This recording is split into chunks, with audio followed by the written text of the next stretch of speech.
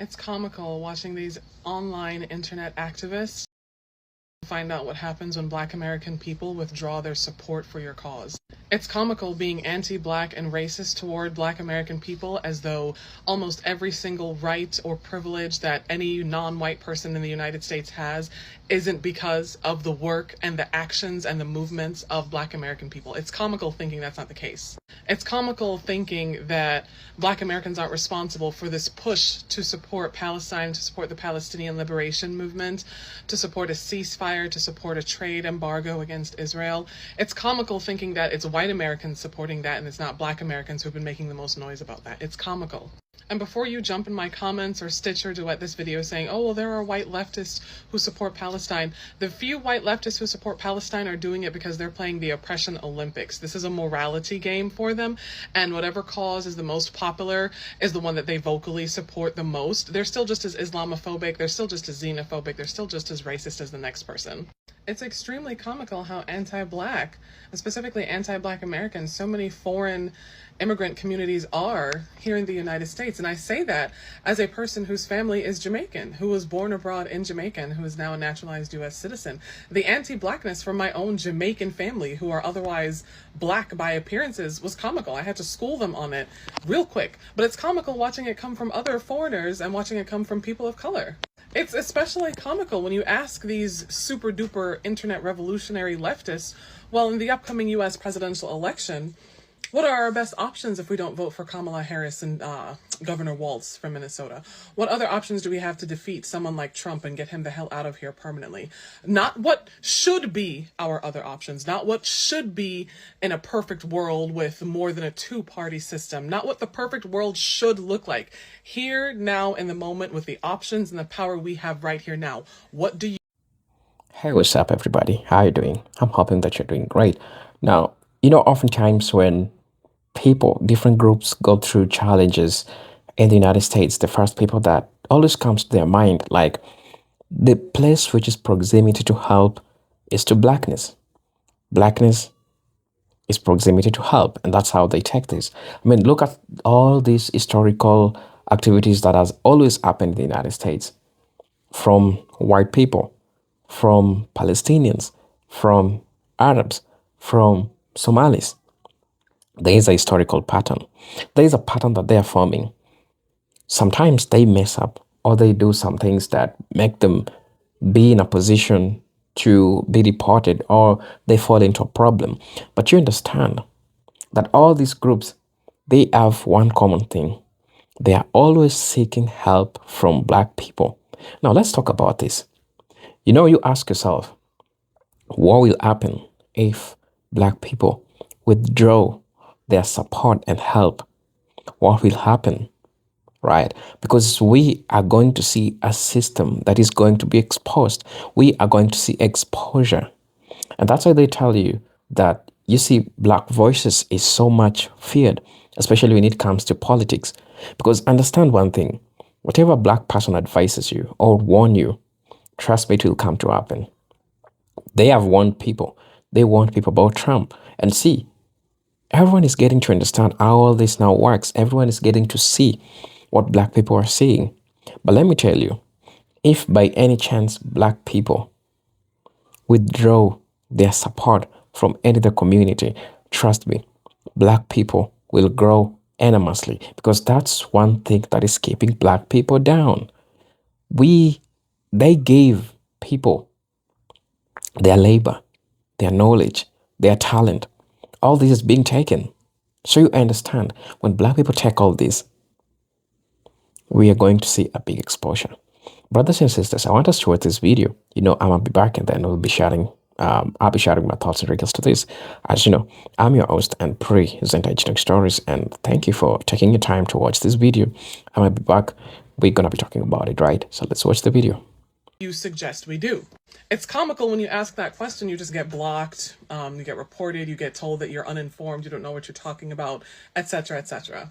It's comical when you ask these same super duper internet leftist revolutionary armchair radicals, well, what do you have to say then to some people who've been interviewed in Gaza and Palestine who say that they hope that Kamala Harris wins the US presidential election because they know that with her in power, they stand a better chance of having a ceasefire than someone like Donald fucking Trump. And it's comical that their response to that is, well, those people in Gaza and in Palestine are uninformed.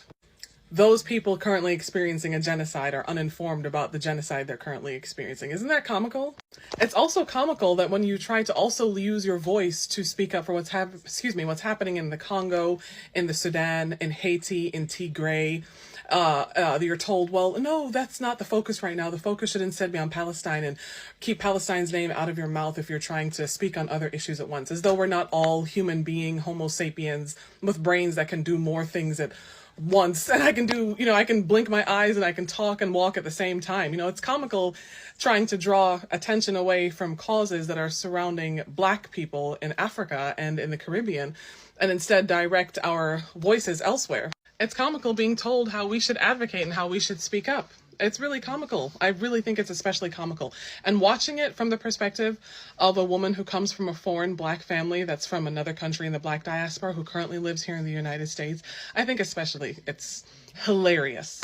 Foreigners who come to this country and bring all their anti-Blackness and try to absorb the racism of the white supremacist structure around or that exists in America because they think maybe, put them on one rung higher than Black American people, you will fuck around and find out exactly how America operates. Because if there is one thing America dislikes more than a Black American person, is a foreign person who does not speak English. If there's one thing that American will distrust more than a Black American person who at least speaks English, is a foreigner, again, who does not speak English and who comes from a faraway land that is stereotyped as always being at war or in conflict or in poverty. Americans will close ranks real fucking quick. Black Americans and white Americans will close ranks on you so quick if you start talking out the side of your neck. And I need foreigners to learn that real quick. Accept that. And furthermore, to everyone saying, oh, well, Kamala is just as bad a Zionist as Trump. First of all, Trump was the one who instituted the Muslim ban. Did we forget that?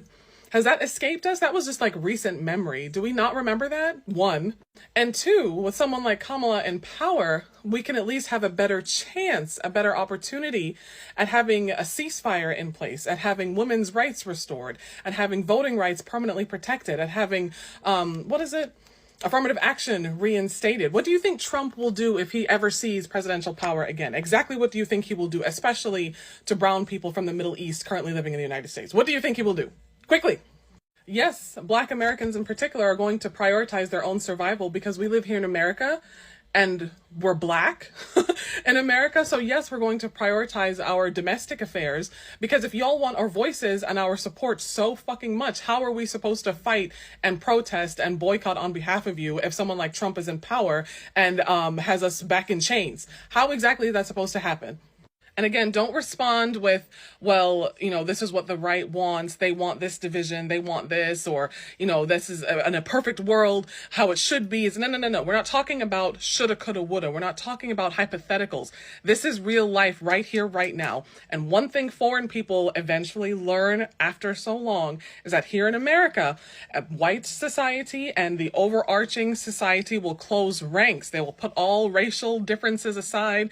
They will put behind the history of enslavement, Jim Crow, genocide against Native Americans. They will put all of that aside and close ranks when it comes to foreign individuals. They will do that so fucking quick, it'll leave your head spinning. And last but not least, on this lovely rant that I am currently ranting about your favorite bad bitch with a law degree complaining and doing what I do best, whining, okay? Last but not fucking least, please do not forget that if it were not for the civil rights movement championed by Black American people, foreigners who come here to the United States will not enjoy the rights, the privileges, and the liberties that we can happily sing about now, without the advocacy and without the support of Black American people. The civil rights movement reformed all of the immigration laws in the United States so that the rest of us could come here and enjoy the same thing that Black Americans should have been able to enjoy as a result of being enslaved and building this country from the ground up. So if you want to talk mess and if you want to be anti-Black and racist, trying to catch yourself or call yourself white, well, at least I'm not Black, you will find out very quickly just how quickly this entire American system, politics, how they will redistrict stuff, they will close ranks on you so fucking quick. And I'm speaking from experience as a foreigner myself. Keep it cute.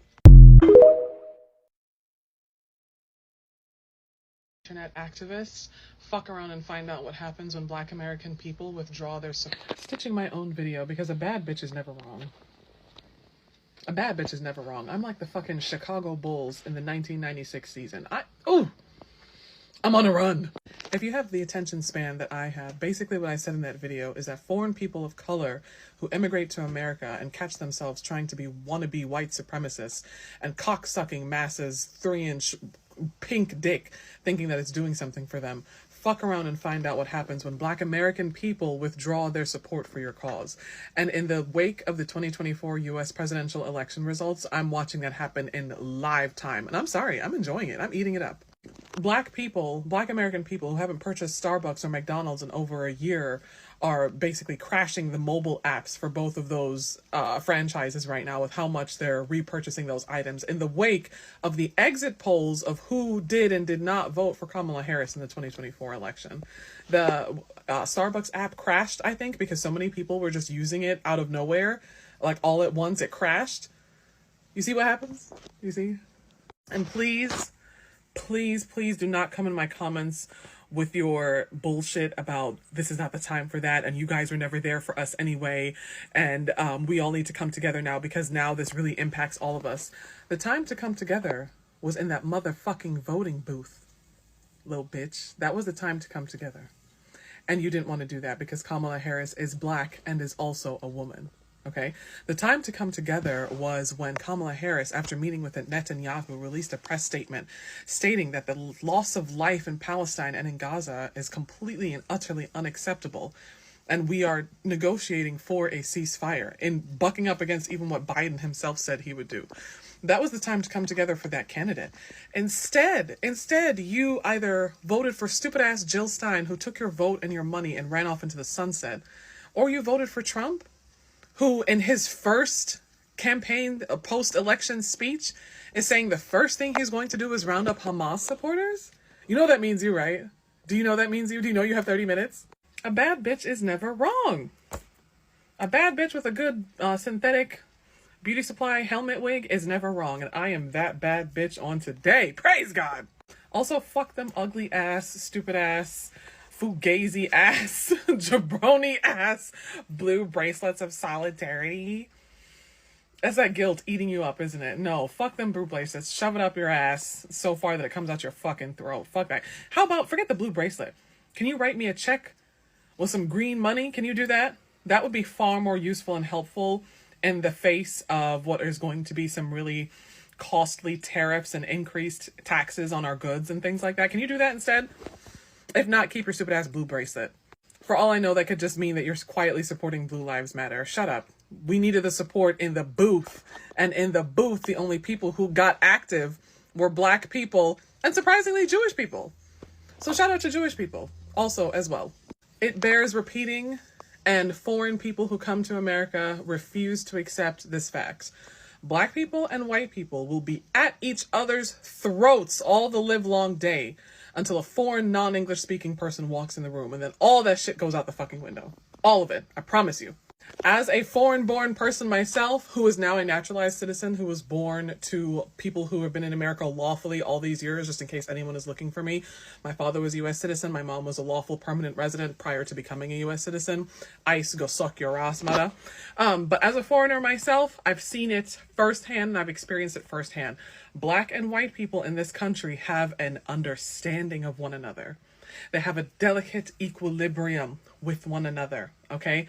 And again, at each other's throats, at each other's necks, threatening this, that, and the next until a non-English speaking foreign person walks in the room. And if you don't believe me, if you dare to disagree with a bad bitch with a law degree in her helmet wig, I want you to take a long look back at how the country came together in the wake of the September 11th terrorist attacks.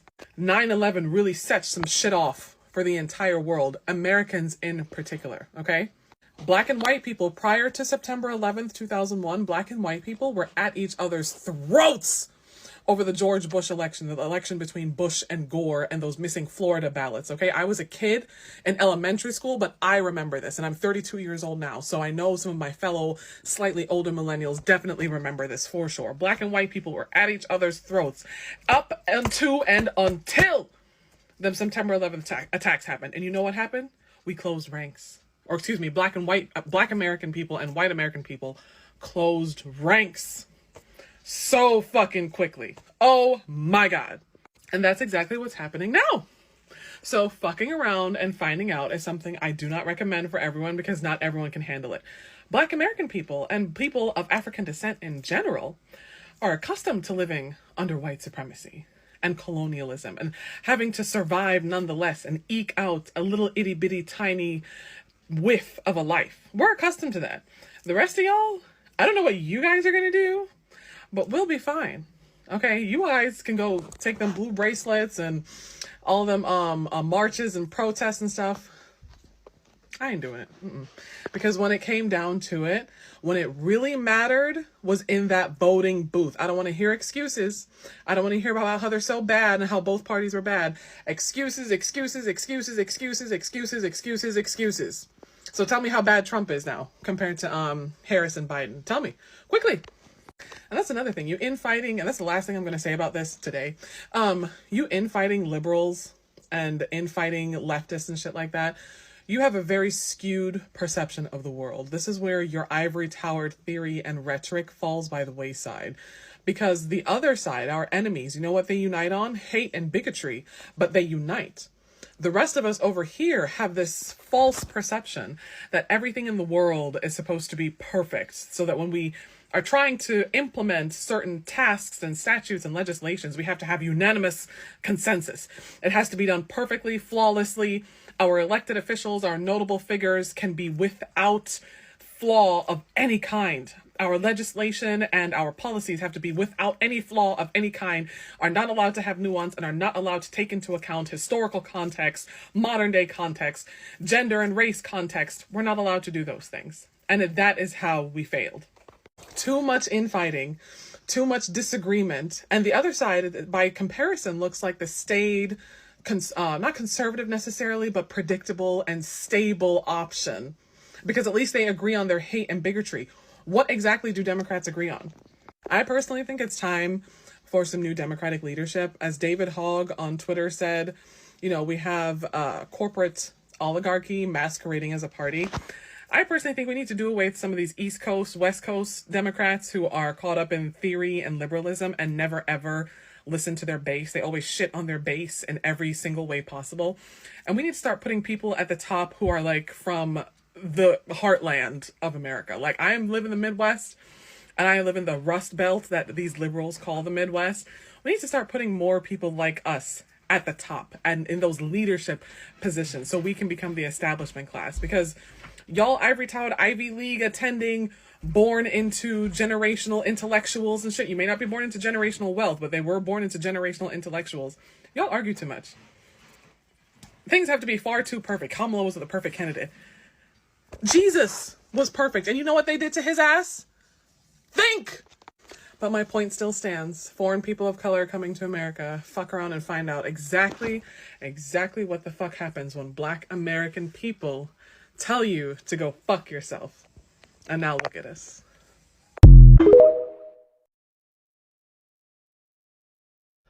What do y'all mean by this?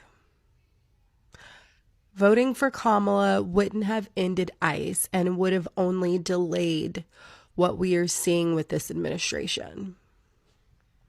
So do you think that Kamala would have sent thousands of people to a prison in El Salvador, a country they are not from, to be tortured and sexually abused?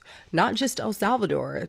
This administration has sent immigrants to third countries they've never been to in their lives. These are real harms that people are facing. You think that Kamala would have done that? You think that Kamala would have done an illegal airstrike on Venezuela? Like, I want for y'all to really explain what you mean by this. Because it really does come across as though you do not care about the people who are actually being harmed by this administration. Oh, well, Kamala, this is just delaying the inevitable. Would you seriously say that with a straight face to the men who came here to seek asylum and were in return sent to a prison in El Salvador to be sexually assaulted? Would you tell them that with a straight face? Oh, well, I know that the current administration did that to you, but if we had voted for the other lady, it really just would have delayed the inevitable. Like, do y'all think when you say things like this, what do y'all mean by this?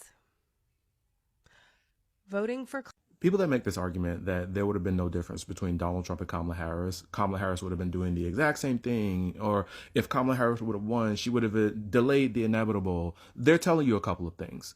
One of the things that they're telling you is that they underestimated how bad Trump would be. They were wrong about Trump, and they underestimated how bad he would be. They didn't believe that he would do all of the things that he's doing now, because he was president before, right? He was president from 2017 to 2021 when he left office after he attempted an insurrection, right? So they believed that he wouldn't be this bad, that Democrats were being hyperbolic, bringing up Project 2025. And now that they're seeing it coming to existence, they're like, oh, shit. Instead of them acknowledging and being adults and saying, we acknowledge that we got it wrong this election cycle. We don't want to make this mistake again. They are pretending, and this is what they're doing, they're pretending that Kamala Harris would be doing the exact same thing. You see Hassan doing it, and a lot of online leftist outlets that are pretending, right, that Kamala Harris would be doing the exact same thing with no empirical evidence. And the reason why they know that that's bullshit because Joe Biden wasn't doing it. And Joe Biden is to the right of Kamala Harris on most of these issues. They know that that's bullshit, but they don't care. The other thing that they know, and the other point that people need to understand about these people, is the fact that they are pretending like delaying the inevitable is an argument that is a great argument to make. Oh, it's a great argument because all Kamala would be doing is delaying the inevitable. It's because it should show you the privilege that a lot of these people have. That they understand that no matter who's in power, they're going to be fine. So they can make that stupid fucking argument, that lazy argument about Kamala Harris not being any different from Donald Trump, and all she would have been doing is delaying the inevitable of what is currently happening now. So it wouldn't be happening, is what you're saying. If Kamala Harris was president, it wouldn't be happening because the argument is Kamala's election would have just delayed the inevitable. So it wouldn't be happening. And they get online so confident and make these stupid fucking arguments because they have an audience that follows them, that drops down into the comment section and makes stupid comments like this comment that this person admitted this content creator is responding to. The content creators, the large platforms like Hassan, like TYT, like all of these online leftist platforms, understand that they have an ill-informed, uneducated audience that will parrot their talking points about there being no difference between Democrats and Republicans because they understand, a lot of these people understand that no matter who's in power, they're going to be fine.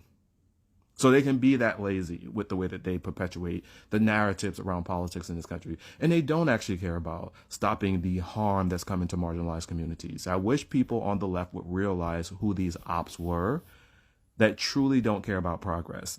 And they are only trying to get a following so that they can monetize their platform and they don't have to work a regular. This is all I got.